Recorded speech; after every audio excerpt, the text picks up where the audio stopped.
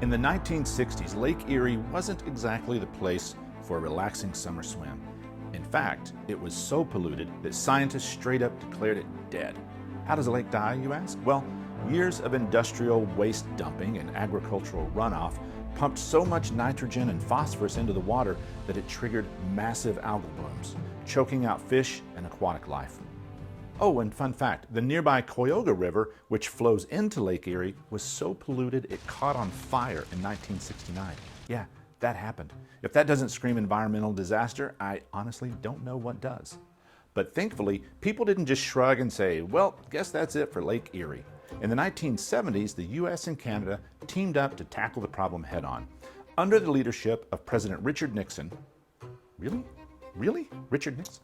Under the leadership of President Richard Nixon and Canadian Prime Minister Pierre Trudeau, dad to this guy, they signed the Great Lakes Water Quality Agreement in 1972, a major turning point for Lake Erie. Thanks to this agreement, both countries cracked down on industrial pollution, built wastewater treatment plants, and reduced the use of harmful phosphorus in detergents and agriculture. And guess what? It worked. Over the next few decades, Lake Erie went from dead to thriving, a truly inspirational effort to protect a natural resource and an important ecosystem. Today, Lake Erie is full of life again. Fish populations have rebounded, and the lake supports a multi-billion-dollar fishing industry. From walleye to bass, it's now one of the best places for freshwater fishing in the world.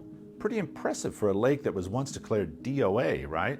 But before we pat ourselves on the back too hard, there is a warning. Lake Erie isn't completely in the clear. In recent years, toxic algal blooms have made a comeback, thanks to agricultural runoff and warming waters from climate change. In 2014, the city of Toledo had to shut down its water supply due to toxic algae contamination. No matter what corrections have been enacted over the years, the source problems of industrial pollution are seldom addressed, even as some work so hard to clean up their mess. It's a reminder that environmental recovery isn't a one-and-done deal. Without continued pollution controls, smart farming practices, and action on climate change, Lake Erie could be in trouble again. And to be clear, many bodies of water all over the United States and the world remain under this same threat. Just ask the Salton Sea. In fact, agricultural runoff is a leading cause of water pollution, affecting numerous lakes, rivers, and other bodies of water worldwide. In the United States, for example, nitrate contamination from agricultural runoff poses a serious health risk to over 20 million Americans. That's more than the total population of Wyoming, Vermont, Alaska, North Dakota, South Dakota, Delaware, Montana, Rhode Island, Maine, New Hampshire, Hawaii, West Virginia, Idaho, Nebraska, and New Mexico. And let's not forget the annual man-made event that the Gulf of Mexico experiences, a dead zone spanning approximately 6,000 square miles, primarily due to nutrient runoff from the Mississippi River Basin.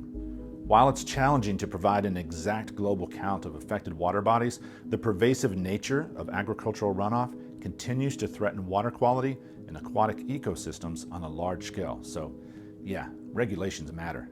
If we don't start paying attention to these things, we'll only have water from plastic bottles to drink, which is a whole other environmental and health disaster that many companies look forward to and will profit greatly from. Apologies, I'm being a huge bummer. The good news is that maybe one day people will realize the power of their spending dollar. Individually, it's like a fart fighting a tornado. United, consumers could bring any corporation, any industry to its knees within weeks. Something to think about. Thanks for watching. McNutt out.